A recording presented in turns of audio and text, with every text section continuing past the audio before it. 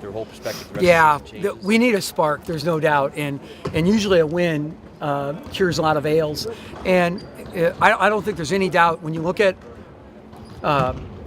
Indiana and that win. It was funny because we got fogged in, another little travel nightmare, right? We get fogged into Champaign, and it's right at the end of regulation, and every guy stops and watches the Michigan State-Indiana game in the lobby of the hotel as they're going back to recheck in for our rooms.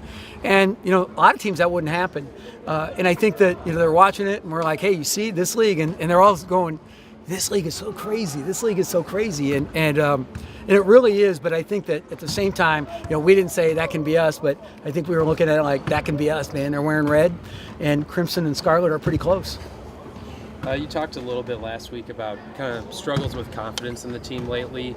Do you think playing a team like Maryland, where a lot of guys have had more individual success in recent years, will help that? Well, what's going to help it is us playing well, and winning a ball game. Really, you want a growth mindset. At the end of the day, you want to do well enough to, get that injection of confidence.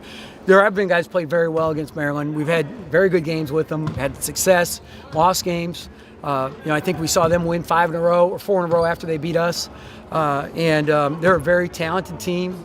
Bruno Fernando is an NBA draft pick. Jalen Smith might be too. And Anthony Collins is an excellent guard. Those young kids are really good too. So there's nothing easy about beating them.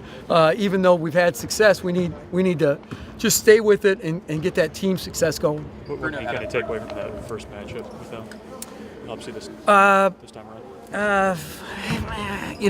We just look at it like we were just a little. That was when we thought we were a little loose, like in screen and roll defense and transition defense. Cowan got away from us. We didn't match to him. He hit 3. Comes off a ball screen. We don't get to him. Jalen Smith outruns us down the floor, and so we just felt like, again, like we had that opportunity. We just didn't capitalize.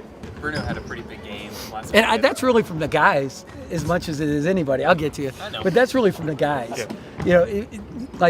And it's hard not to agree with him is the hard part. Yeah. Bruno had a big game last time. What do you do differently against him, or what can't you do? I'm praying for a virus to come swooping down into the hotel. No, I thought we did a good job against him, and because the game was tight, we didn't double him as much. Might have to go after him a little harder this time. From the beginning of the season to now, there's been a pretty significant drop-off for you guys in terms of field goal shooting percentage. Yeah. What do you attribute that to, other than... Well, we put it at a really high level early. I don't know what game that we trended down.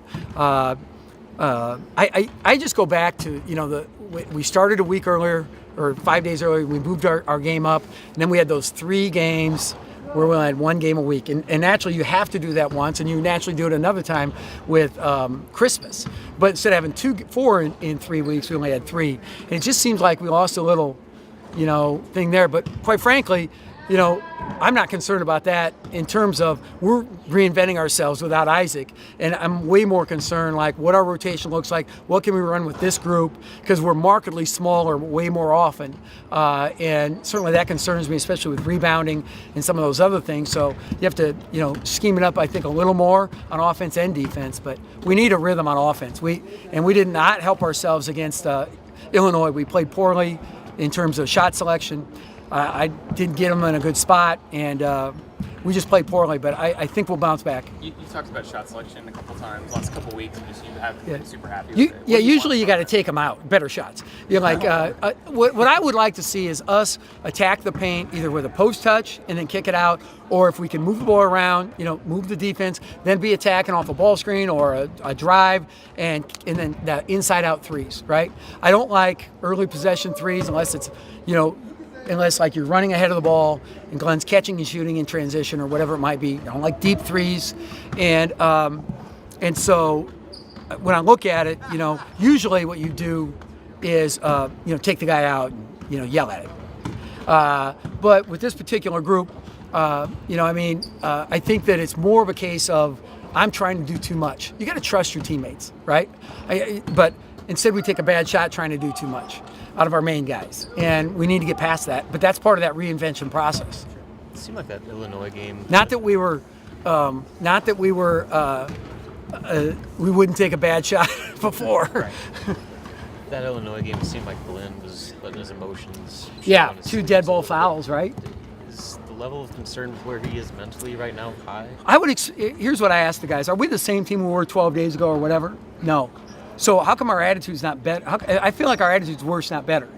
And so again, we need to stay positive, but you could see in the performance of the game and the body language of the game, and so we've been working on it. And I just want a really hardworking team, and the poster child's Tanner Borkhardt. Tell Tanner, I want to play till we run out of time. There's a timeout at the end of the game. I called timeout. We're down 5 or 7 or whatever, at 4. I don't know what it was, 5, I think. And I said, it had to be 7 because that's as close as we got. So I said, what's the score? And right away, 2 guys tell me what the score is. But at the beginning of the game, I'd said, listen, don't pay attention to the score. Just run out of time. Tanner says, I have no idea. And so I asked our older guys, the guys that have more experience, I said, hey, when's the last time you set a career high in points, rebounds, and minutes? That's what the right mentality does for you, though.